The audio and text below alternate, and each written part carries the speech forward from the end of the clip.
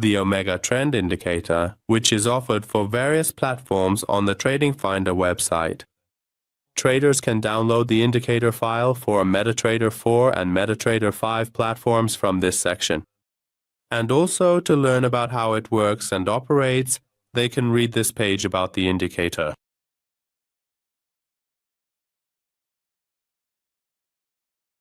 From the navigation section, we select the indicator file, and by dragging the file onto the chart, we run the indicator. Once the indicator is activated, it starts drawing upward and downward trends on the chart. The Omega Trend Indicator is a special and practical tool that traders can use to analyze the trend direction, retracement points, and price reversal points within the chart, and receive buy and sell signals. When the price crosses above the upper line of the channel, it gives a buy signal. A signal is generated for us and a blue cloud is displayed, so if the price pulls back to the cloud area, we can enter a buy position in the market. And we can carefully set our stop loss a bit below the trailing stop line in this particular section, and we can then set our target in two distinct ways. We can set the target at the upper band, or if the trend changes and the upper line changes color, we can adjust it accordingly. In this case, our entry point is here, the stop loss is set here, and our take profit is placed here. In a downtrend, it works the same way when the price crosses below the lower band. If the color of the aqua line changes from blue to red, we can wait for the price to pull back to the line and enter the position during the pullback. The stop loss level should be set a little higher. We can also set a trailing stop and take profit when the color changes from red back to blue. Or if the price touches the lower band or reaches a certain level based on the strategy system, we can determine it accordingly. In the settings section under the input tab, there are options available for us, and in the first input we can set the indicator's sensitivity to price movement, and the more we increase this value, it examines larger price moves, and the lower we set this value, smaller price moves or minor price changes become the basis for calculation, and the computations are done accordingly.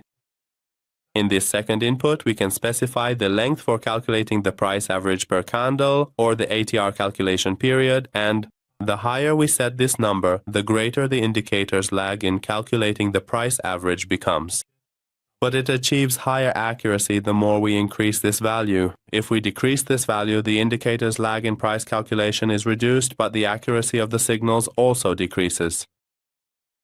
In this next section, we can set the maximum number of candles to be analyzed in the chart's history. By default, this is set to 1,000 candles. This means that the indicator will go back 1,000 candles from the latest or current candle, and it will display the channels and signals for us based on that. In the next section, we can enable or disable the alert status, which is disabled by default, and if this section is set to pulse mode, the other two parameters are not functional. However, if you enable the alert input whenever the price pulls back to the alert zone, alerts will be issued for us. In the next input, we can also enable or disable sending alerts to the mailbox. And if you enable this parameter, you need to go to Tools, then Options, and complete the email settings.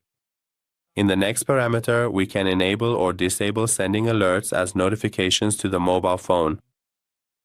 In this next input, we can specify the time interval between alert messages. By default, it is set to 4 candles, meaning at the time the signals are generated. The indicator will issue alerts for up to a maximum of 4 candles and at most for 4 candles. The signal is valid. In this last input, we can also set a custom subject or message for the alert. Here, we can change it to any desired value. So, in this section,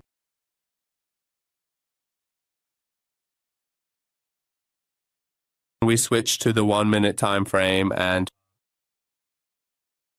here we can review the simplified alerts in this section where we see the signals. They have been simplified for us, and when the price pulls back into the cloud, the alerts are issued for us.